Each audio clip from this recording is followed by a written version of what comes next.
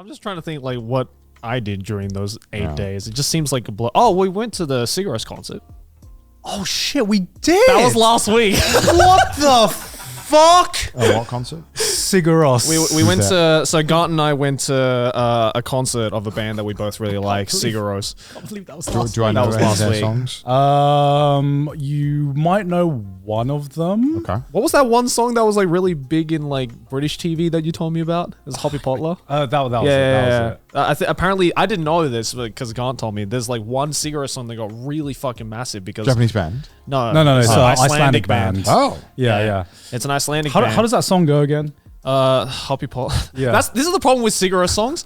All the song titles are in Icelandic. So if you don't know the name of the song, you're just like, what was that one song? The one that's like, the one that goes, I'm like, and they're like, are you singing the Halo theme? Oh no, It might like a beta Halo. yeah. no, Hoppy Potler is the one that's like, it's like, Hoppy Potler. No, That's not what it's They all sound like that. That is not what it's like. They all Was it sound like good? that. Yeah, fucking amazing. Like probably one of the best concerts I've been to in my life. Yeah. Oh. Yeah. I think it was the best concert I went to in my life. Yeah. I mean, there are some, I think, bands that work better in a live setting. And I think Sigur Rós is one of those bands that I've experienced them now live and I can't imagine experiencing them anything but live. Yeah. You know? Absolutely. Because it's kind of like they have such a very unique style, right? Because it's not like your typical kind of songs, kind of like rocky songs. It's very, how would you describe it, Joey? You're the music guy. I'm having trouble finding It's words. like I've always said to people that like Sigur Rós' music is kind of like it's like advanced church hymns. You get what I mean? I kind of get what you It's mean. like because it's the feeling of like when you listen to a church hymn, right? Yeah. You don't have to be religious in any way, but Yeah. the sound and the style of a church hymn is like, oh, this is like I can understand why they play this kind of music in churches because it's like it's very transcendental. It's very like it's like religious, you know, Yeah. but like it's very like pure and like transcendental and yeah. like very like it gives you that feeling of like, oh, you know, this is very spiritual. yeah. And Sigur Rós is like that, but like the alpha version of it. Yeah. Basically, it's I don't really know how to describe their songs. I can just describe what it means to me. And it's every time I hear a Sigur Rós song, it just like it makes me emotional. It makes me feel things that I can't explain. Going to this concert and hearing their songs, I was processing the experience for like a full for the entire night after that song. Yeah. You know Yeah. what I mean? Yeah. No, I get that. Yeah. And live show's so good that you're Yeah. like, Yeah, you're Where like, I'm damn, just what like- did I just watch? I remember turning to Joey and being like, I'm still like processing what we just did. You know?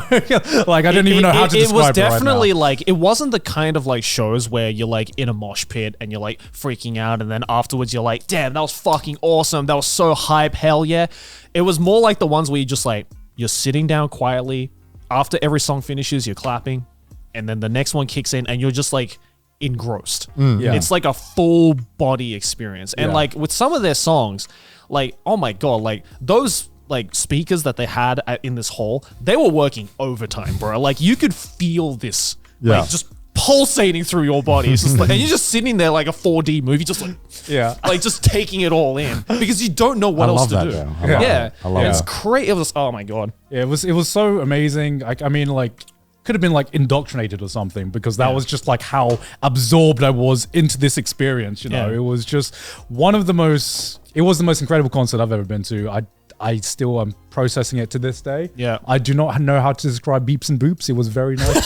Hey, it's You know? it's lightning in a bottle, man. You can't explain that. No. You It's- can't- it was- I get it. yeah, The yeah, gig, it's impossible to explain how a gig makes you feel. yeah. I made like a second channel video like trying to process it, but like even then it was just kind of like yeah, the entire time I'm just like it's so hard to describe without you being there to experience it. Because there was one part, I think one of the most powerful parts in this like I think it was like what, 2.5 hour gig or something? It was quite a long It was gig. like 3 hours. Almost 3 hour gig. What made you want to make a video about it if you couldn't really explain it? Because I don't know. So like one of I think the most amazing parts about Sigur Rós' music is that like they utilize silence to their advantage. Okay. To like create this like tension in their music. Yeah. So there was one part in the concert where in the middle of the song, they just stopped playing and they were just standing there in silence for about 30 to 40 seconds. But the thing You is, see like a little fart in the background. no, dude, I've never heard it. There was probably it was full capacity, right? And this place can hold about 8,000 people. 8,000 people. Big hall, right, in Odaiba. And I've never heard 8,000 people being that silent in my life. That's sick. Yeah. There was not a single person talking or making noise during this like 30, 40 seconds of silence. And it was the most intense moment. I feel like it was longer than 30, 40 seconds, right? Because you had, I feel like everyone had the same kind of experience where they stopped the song and you were just like, okay, must be moving on to the next song. Yeah. And then, when someone holds a silence for a bit too long, it starts to become uncomfortable. So they held it past the point of uncomfort that you discovered that it went from uncomfortable silence to comfortable silence. It was such a fucking surreal experience. It was, if I had to put it into words, it was the loudest silence I'd ever heard in my life. Yeah, definitely. Right? I'm just like, that's the best way I can describe this, because it was one of those moments where you just like kind of forget to breathe. And then once the music kicks in, you're just like, oh yeah, that's right. Now I know where I was. That's sick. And it's so cool as well because they utilize these like lights in such like cool way. So like during this silence, there's just this like kind of yellow light that's just like pulsating, just awesome. silently, and it's just going on and on and on. They're not moving at all, not a single note, and everyone's just sitting there, just like waiting. And it was the weirdest feeling. It was so cool. I've never seen any band do that in a live setting, and I'm just like the balls to be able to do that, and everyone just immediately know exactly what's happening, being like, this wasn't like a mistake or anything. This was just part of the show. yeah. So definitely 10 out of 10 would go again. Oh, fuck yeah. Hell yeah. 10 out fucking 10 out of 10 concert, easily. And I've been to like a lot of really fucking cool concerts, but like just this one was like, it was more like watching a stage show, if anything. It wasn't like going to go see a band. It was like it was like kind of what you feel after you've seen like a life-changing movie. What's a life-changing movie for you? Well, I don't know, like Batman? Yeah. Being like, God, that was boring. Can never look at Batman the same ever again. But like, there's those movies that just kind of like on a personal note that just like viscerally hit you to the point where after that, your standard of movies just change. Yeah. So if, like for me, for example, like I remember like the first time I watched like Pulp Fiction, like before that I was like, oh, movies are cool and everything. And then afterwards there's one of those movies where you just watch it and you're like, how do you go up from there? Yeah. And everyone has, a movie, or, maybe some people haven't discovered that movie. But Yeah. I feel for me, that Sigur Rós concert was that, but for concerts. Yeah. Okay. So like I'm afraid to go to my next concert because I'm like it might be Just fucking go to a really shit one. yeah, I'm like, it yeah. might be fucking great. It might be a band I've always wanted to see, but I know in the back of my mind, there's going to be that one little voice that's like, yeah, it's not as good as the Sigur Rós concert, is it? You're going to be chasing that high for the rest of your life. Absolutely, yeah. Because I know what you mean, because I was obviously out there at the concert as well. I was there too. I was there too. I was there too, guys. Guys, don't forget about me. I was there. Life-changing concert, guys. What can I say? My life was also changed, guys. Come on. But okay, do you think there are films that you experience and you might watch, right?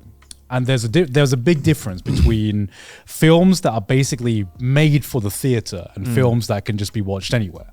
Because I feel like I didn't, because I didn't really understand the whole like cinematic experience. And it's going to sound really cheesy, but the first fucking movie that made me feel that was fucking Your Name, man. Just like fucking, I know, guys, I know. Your Name You was... never watched a movie for Your Name. No. This could be improved in the cinema. Yes. What? Yes. I had never seen a movie in theaters that just made me go, wow. That was woke me meant the to fuck be. up that tape. What? For me, because What? for me, that was Akira. When I saw Akira in cinemas when they redid it for like, I think it was like the 20th anniversary or the 25th anniversary. Wait, what year was this? This was like 4 or 5 years ago. Well, none of you had ever watched a movie before that and thought, damn, this would be so good in the movie. No. What the fuck? What the fuck? Okay, because What? I kind What? of, my excuse for that was because my dad is a massive film buff, he put so much money into like the home surround It's system. still not gonna be. It's not gonna be the same. It's No, not yeah, the but same. like, I've but been to for me, those I'm like, places, this is dude. good enough. Yeah, but like for me, the cinema has always been bigger screen, louder sounds, Yeah. cool. No, it's Yeah, so the much way more. the way you No. view Yeah, Connor, yeah. the way you view music is the way I view films. No, because it's like your TV is fucked. All the colors and all the shit is wrong. It's not what they wanted it to look like. It looks exactly the way it's supposed. Have you tried watching some movies on your TV at home? It looks like shit. Most films I watch, I feel, you know, when I talk when I It's like talk Soylent, about Soylent Green. They didn't know Okay, his look, people. Look, Wouldn't know his people. when I spoilers. talk about cinematic experience, I don't mean cool. You know, this experience would be improved by watching in theaters because 90% of the time, it would That's be what improved. I thought you were implying. Okay, no. Like, are you saying like Your Name was the first film that made you think I have to watch this in the cinema? Where I'm like, this can only be enjoyed in the no. cinema. Like to me, No. to me, it's something like Your Name, and I feel like what's the newest Mama Hosoda film? It's like having Bell. it's like having a Bell. meal at an Uber Eats or a restaurant. It's like it's like always meant to be at the restaurant, and yeah, you can have it at the. No, not every some film. foods- Not every film. I feel like 80% of films are just way better in the cinema. No, dude, I watched Weathering with You in cinema when it came out, and then I watched it again at home. Kind of the same experience. Well, I'm not gonna lie. I can't say, but like like a Quentin Tarantino film, like every one of those should be watched in the cinema. If you Well, can. I never watched Pulp Fiction in the cinema.